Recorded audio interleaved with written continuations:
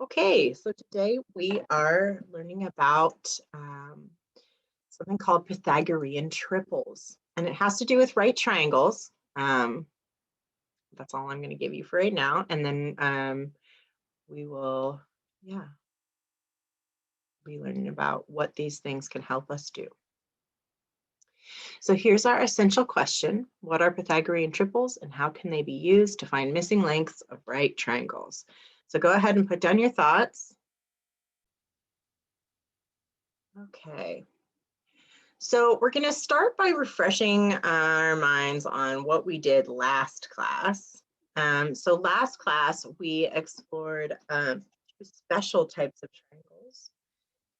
And that's what these three triangles are. They are special triangles like the ones we dealt with last class. So I just want to get a feeling for like what you're retaining from last time and if you're able to find the missing side lengths by sort of thinking back to the patterns we learned last class. So when you find a missing side length, just go ahead and write it directly on the triangle next to the blank side. So we're trying to find all the missing sides.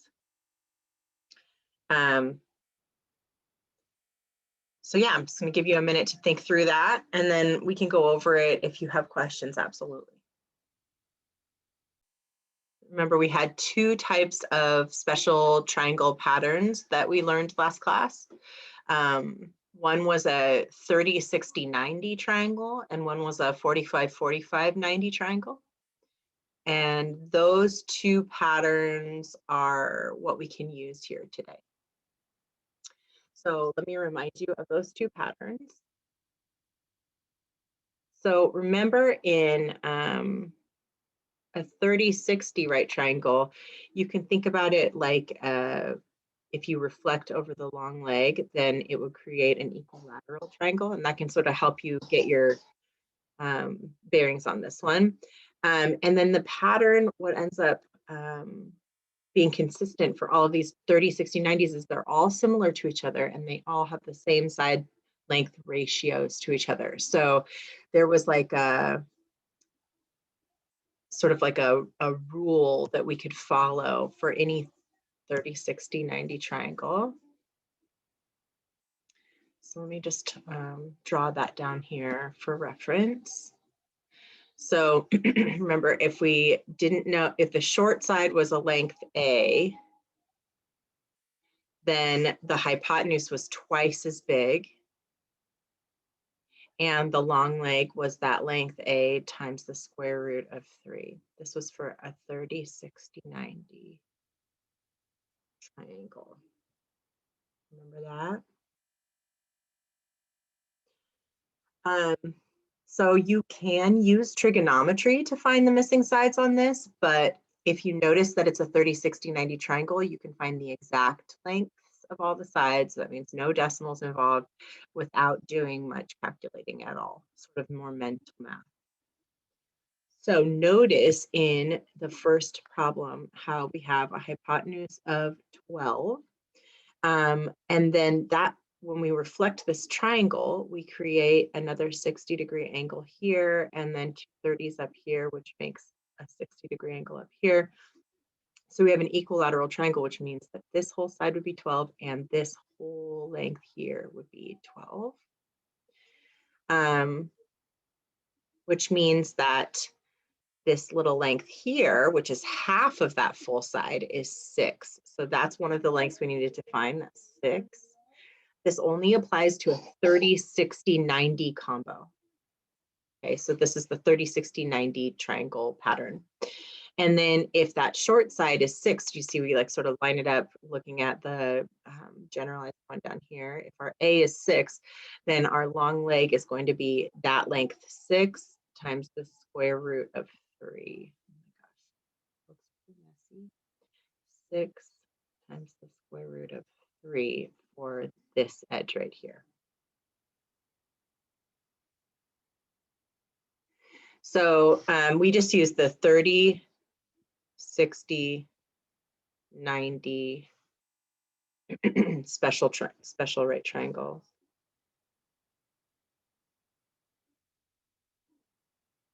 Okay, And then this is the same for that one as well. It's just rotated. So hopefully you can see that that is the same kind of, this is a 30, that makes this a 60.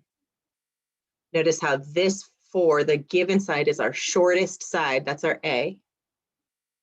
So then we know the hypotenuse will be double that, A times 2, or 8. 4 times 2 is 8. And this third side would be 4 times the square root of 3, because it fits this. If we know our A, then we just multiply it by 2 to find the hypotenuse and multiply it by root 3 to find the long leg. So this is for 30, 60, 90.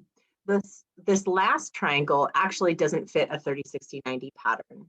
This triangle fits a 45, 45, 90 pattern. And the reason I know it's a 45, 45, 90 is because here we have a right angle right here, and we have 2 equal sides here, which makes it isosceles.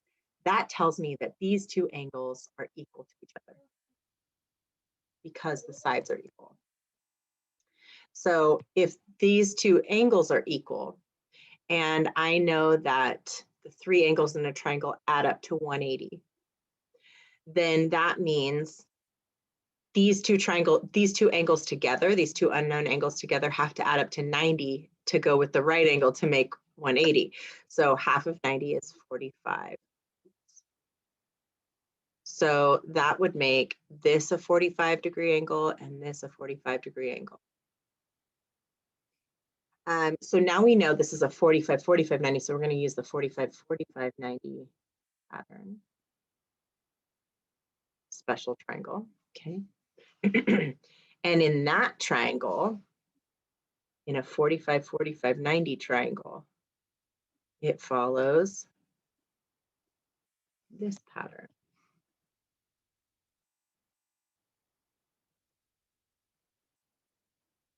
If I don't know this side, at least I know that it's the same as this side, or, you know, those two, like A and A, they're going to be the same. And then the hypotenuse will always be that number times root 2. And remember, all 45, 45, 90 triangles are similar to each other. So each one we look at is just going to be a scaled multiple of like the smallest one. So in this triangle up here, if this is 3, so is this. That's our A is 3, so then the other side would be 3, and that would make the hypotenuse 3 times root 2. There it is. Okay. So this was the patterns from last time, 30, 60, 90, and a 45, 45, 90. And the patterns we're using are the 30, 60, 90, and 45, 45, 90 special triangle patterns.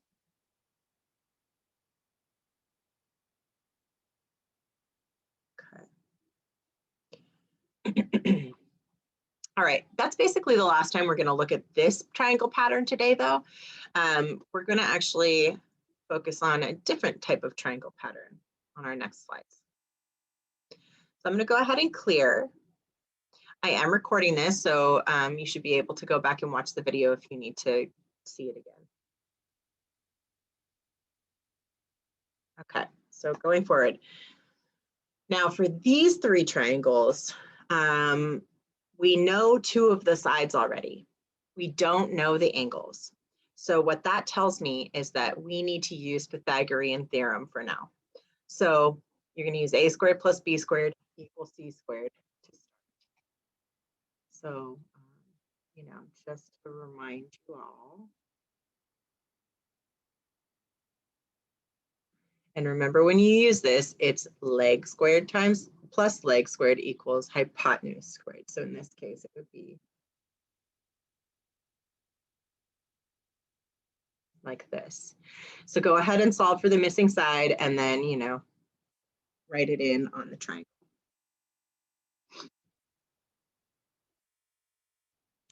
And when you finish that problem, then you're going to go to the next one and you can use Pythagorean theorem again. And the next one, you need your calculator. You just go ahead and access that Desmos calculator, Desmos scientific calculator.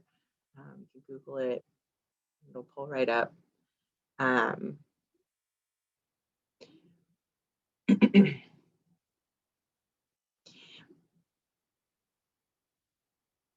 Yeah, so go ahead and just work a few minutes on these problems.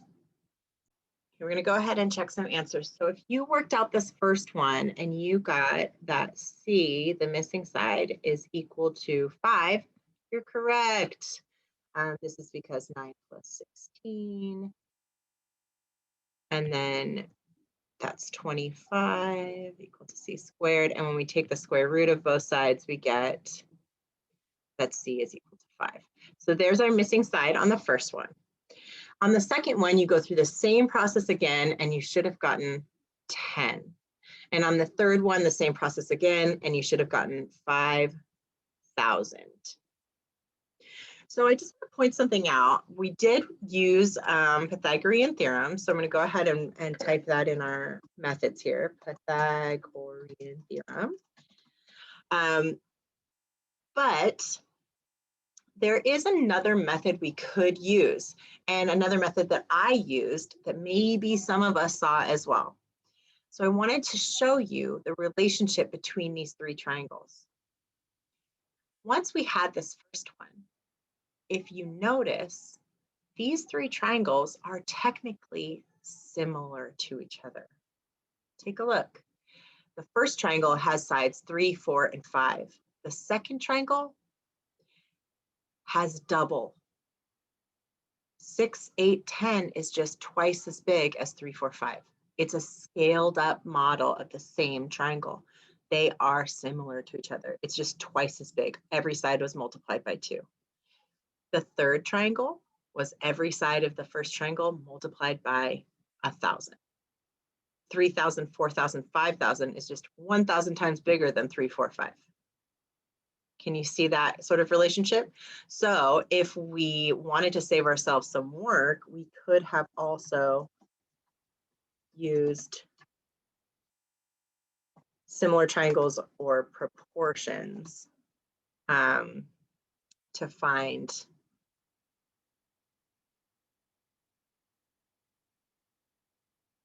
the missing sides. Okay, so Pythagorean theorem for sure would always work. If you know two sides of a right triangle, you can find the third side that way. But you could also find the third side by knowing it's similar to one you already know. So if we already knew the 3, 4, 5 triangle and we could tell these were similar, then we could use sort of a proportional or scale or to help us find the third side without doing all the extra work. Okay. And this is the idea that we're gonna get into more in today's lesson. All right, so I'm gonna go ahead and clear, and we'll go to the next slide and we'll do the same thing again with a little bit different number pattern on this slide. So go ahead and use your Pythagorean theorem. Let's find the missing lengths on each of these triangles. And if you can see the similarity between the three triangles, that could help save you some work as you go through this. Okay, so if you did Pythagorean theorem, and so we had a squared plus b squared equals c squared, and you plugged in 5 squared plus, 12 squared equals our unknown hypotenuse squared. Work this thing out.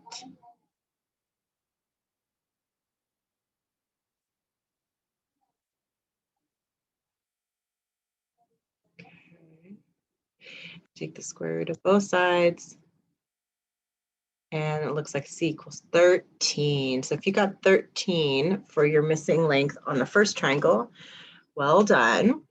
And then what we can see now is we can start looking for our similarities. And look, the second triangle is similar to the first triangle. Here we have 5 corresponding to 15 and 12, corresponding to 36. This is a 3 times bigger triangle. So we're going to multiply by 3 to get the next side as a way of shortcut. And 13 times 3 is 39. So if you got 39 for the second triangle, that's great. If you used Pythagorean theorem, that's fine. But I do want you to start looking for these patterns. And then for the last question, we do also have a similar triangle. 10 corresponds with this 5 and 26 corresponds with the 13. So this is a double triangle. So we just need to double the 12, and that would make this side 24. So that was like a ×2 triangle. So the patterns that we used for these were Pythagorean theorem and similar triangles. And with similar triangles, that means we could use, proportions or scale factors to help us.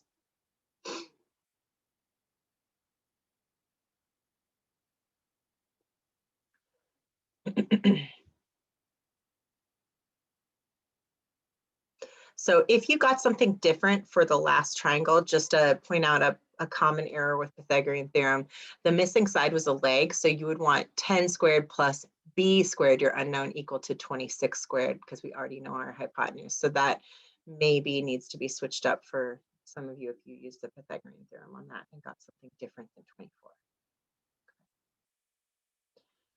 All right, so I'm going to go ahead and clear these now. The idea here is that if we know the side lengths of one triangle, then any similar triangle, we can find the side lengths for a similar triangle just by understanding their proportional relationship, basically.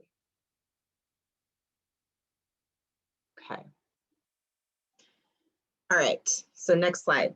So then, this kid Carl is like, going through those same problems we did and noticing some patterns. So here are the patterns that kind of stand out from each of the groups of problems we worked on. So group 1 was special triangles, 30, 60, 90, and 45, 45, 90. And that was just sort of, it's a lone isolated set of triangles, like what we did last lesson in 6.1.1. Then you noticed some things about groups 2 and 3 that were super helpful. One is he noticed the side lengths for groups 2 and 3 are all integers. That means no decimals or fractions on the edge lengths. We weren't so lucky with 30, 60, 90, and 45, 45, 90. Those ones had square roots on some sides, but in groups 2 and 3, they were all whole numbers or integers, counting numbers. In group 2, the triangles are all similar. They're multiples of side lengths 3, 4, and 5. In group 3, the triangles are all similar. They're multiples of side lengths 5, 12, and 13. And this is a special set of patterns that we can kind of refer to help us maybe shortcut having to use the Pythagorean theorem for triangles with large numbers. So groups of numbers like 3, 4, 5 and 5, 12, 13 are called Pythagorean triples. Why do you think they're called that? So go ahead and put down some of your thoughts, and then we'll discuss and sort of clarify it in a moment. But why do you think that these number combos, 3, 4, 5, and 5, 12, 13, are called Pythagorean triples?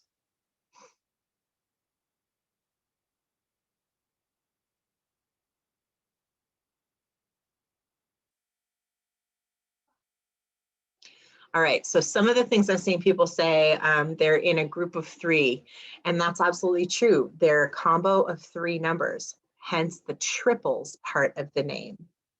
So that's part of that.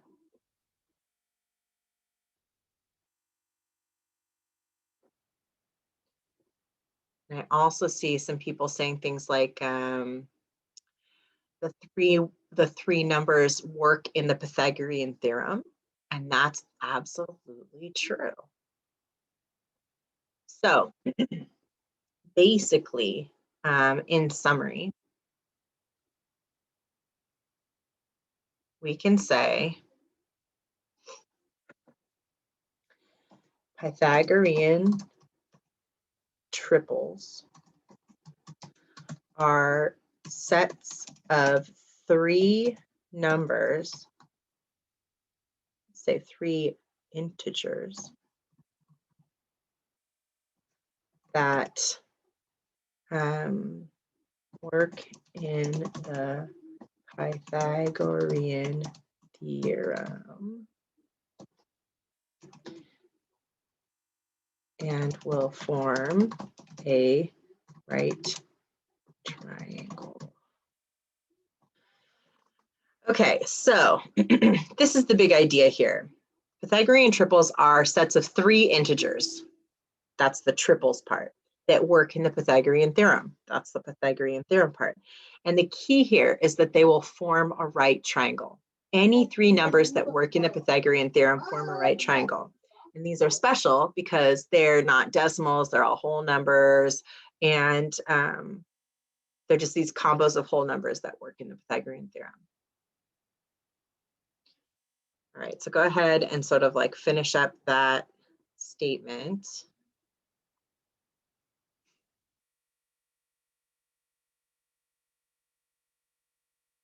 Okay.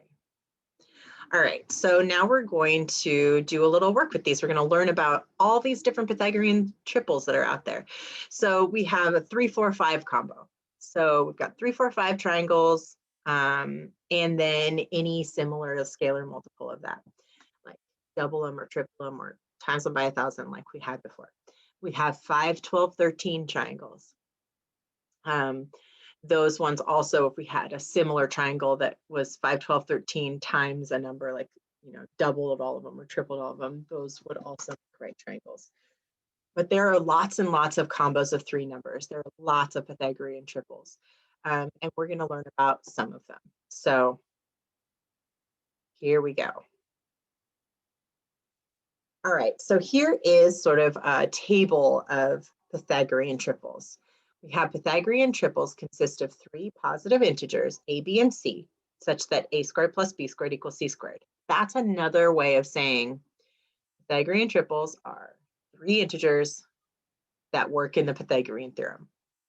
All right, and when a triangle sides are a Pythagorean triple, then it is considered a right triangle. It will be a right triangle. Like 3, 4, and 5 make it a right triangle. So we could, you know,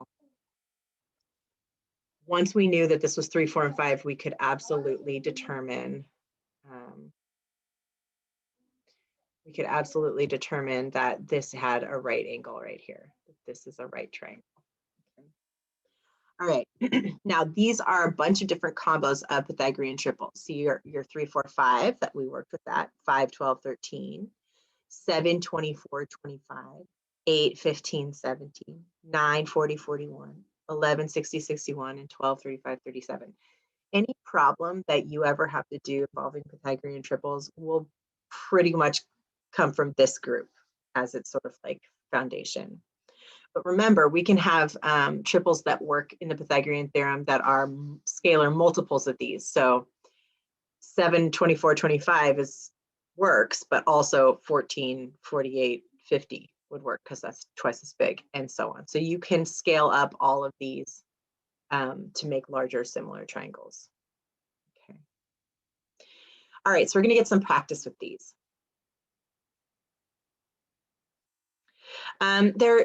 I have a question about if they're easy to recognize, and oftentimes they will be easy to recognize. So I'm going to show you a method for identifying which triple, but you know, you'd probably have to have this like list handy. It's pretty easy to remember 3, 4, 5, and maybe 5, 12, 13, maybe 7, 24, 25, and 8, 15, 17, but it gets harder to remember what these are just offhand. So if you have like notes for yourself for your final, it's good to like make a little chart of triples that you could refer to if necessary. So here we go. I'll show you how we will work with these. And also, if all else fails, just use a Pythagorean theorem. There's nothing wrong with that. It just takes a lot more energy. All right, so for each of these triangles, what we're going to do is we are going to find the missing side based on that we know it's right triangles. So we are given 2 of the sides. We're just finding the 3rd side in our set of Pythagorean triples up here.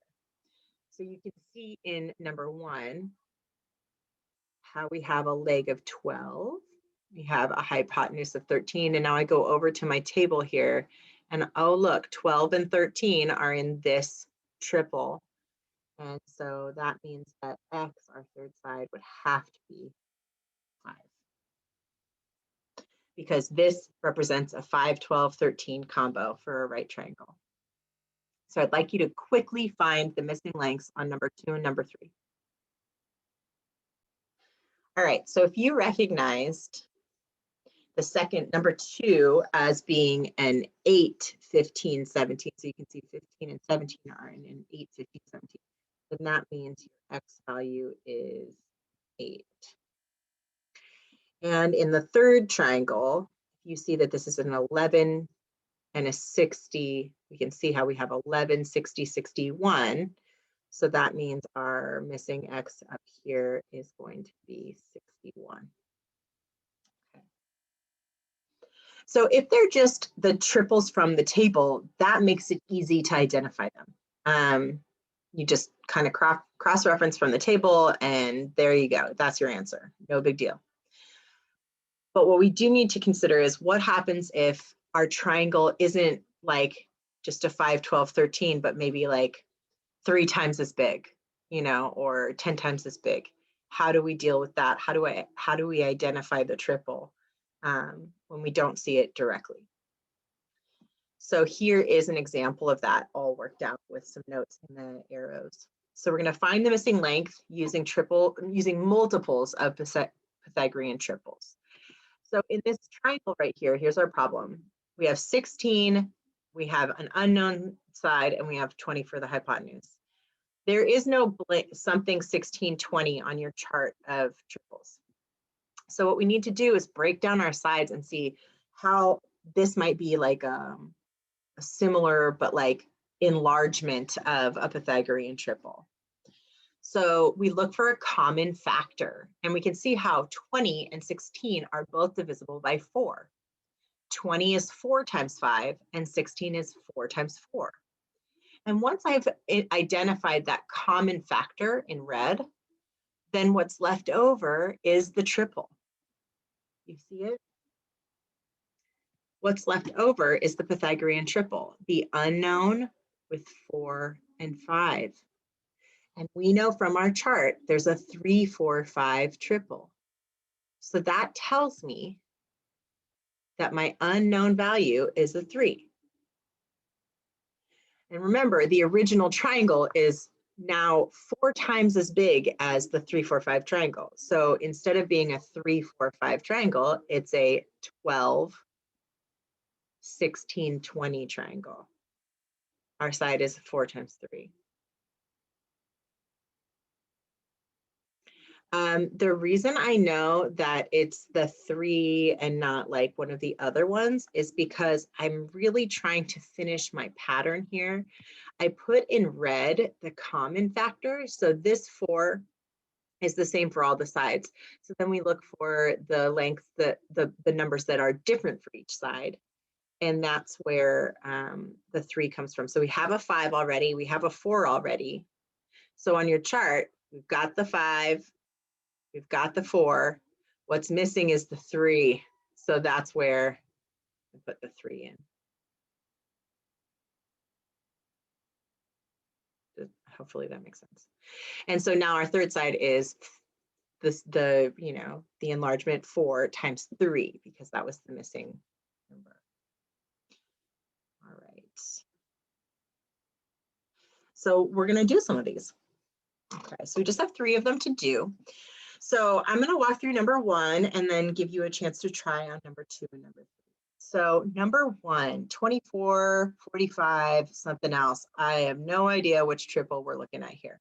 So what I need to do is find a common factor between 24 and 45. And if I take a moment and just think about it, I know 24 and 45 are both divisible by 3. So what I'm going to do is I am going to write 24, I'm going to rewrite 24 as 3 times 8. And I'm doing them in different colors so I can keep things organized. The common thing for 45 is 3, and then that's times 15. And now look at the blue numbers. The blue numbers show me my triple. They expose the triple. 8 and 15 are in an 8, 15, 17. So this is an 8, 15, 17 triangle enlarged by a factor of 3, which tells me that my X has to be the scalar multiplier. We still need that extra 3, but that length is times 17. So that means our x is 51. So 24, 45, 51 is like 3 times bigger than an 8, 15, 17.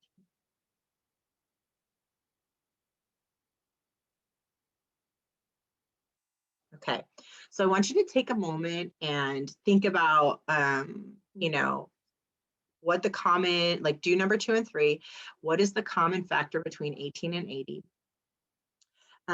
So if you can like, you know, sort of separate out that common number, then that can help you to identify which triple is at the root of it, to then find the third length, okay? And same with number 3.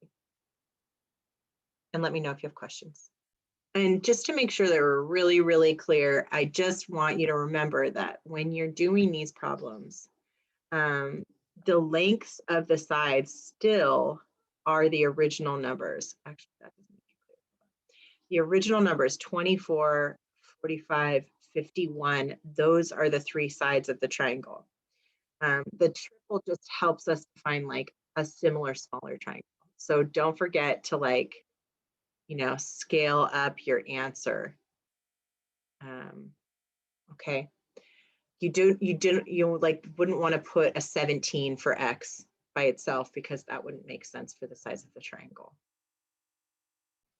One more thing I could possibly probably point out that might be helpful is I identified this first in number 1 as an 8, 15, 17, but remember the whole thing was multiplied by 3. It's 3 times as big with that like 3 times 3 times 3 times thing. So when you finish your answer, you know, that 3 distributes through, 3 times 17 would make 51 for our biggest side. Like each one would be scaled up by a factor of 3. All right, so just real quick, we're going to go through these, the ones that are left. So we can see that 18 and 80 both have a factor of 2. So what I can do is I can write this as 2 times 9, and this is 2 times 40. And then, so this third side would be 2 times whatever the third number is. And if we just do a little highlight, this is kind of a nice way to think about this. I like this so much. Look, 9, 40, what's the third number? And then we look over on our chart, oh, 9, 40, 41. So we can go ahead and put 41 as our missing, you know, thing we didn't know. And now x is 2 times 41. So x equals 2 times 41, which is 82. So if you got 82 on number 2, awesome work. And you can see the highlighted 9, 40, 41 is the triple we used. And this was just a double sized of that triple. And then similarly, this is 50 times 3, 50 times 5. So this side would have to be 50 times something else. Again, if I do a quick little highlight, you can see 3 something and 5. Oh, that's a 3, 4, 5. That tells me that my missing side length here is a or part, you know, element is a 4. So our x now is 50 times 4, which is 200.